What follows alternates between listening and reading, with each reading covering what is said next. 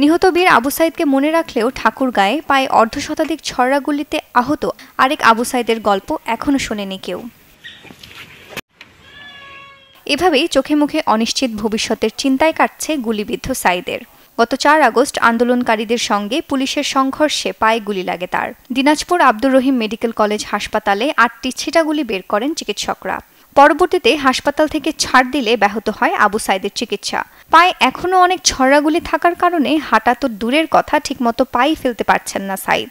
দিনাজপুর মেডিকেলে যাই, মেডিকেলে 10 দিন থাকার পর সেখানে 8টা গুলি বের করার পর আবার আমার পায়ের অবস্থা পা ফোলায় থাকে, ভর দেওয়া যায় না, এখনও পর্যন্ত দেওয়া যায় না।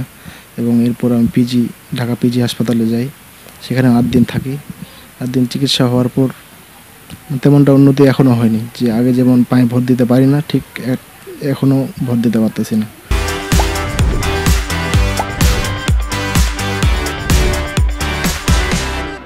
এই তীব্র ব্যথার কারণে হাঁটাচলা করতে পারেন না আবু সাইদ। উন্নত চিকিৎসার জন্য সরকার সহ সবার সহযোগিতা চেয়েছে পরিবার।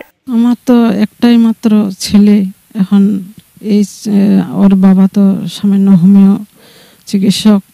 এই হোমিও চিকিৎসক দিয়ে কি আমরা কি চিকিৎসা করতে পারি, এমন বা সংসারে সংকট আর কি কোনো মতো নিয়ে দিন যায়। এটা দিয়ে তো আমরা চিকিৎসা করার আমাদের সম্ভব নেই। না চিন্তায় আছি, বড় ছেলে এটা লেখাপড়া করে কিছু একটা করবে, কিন্তু আশা তো কিছুই পাইলাম না।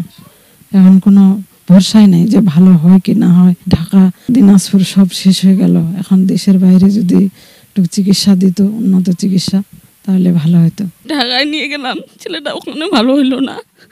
এখন আমাদের ছেলেটা অনেক ভালো, ভদ্র ছেলেটাকে আমরা সরকারের কাছে আমরা আবেদন করতেছি, ছেলেটাকে আমরা যেন ভালো একটা সুচিকিৎসা পাই।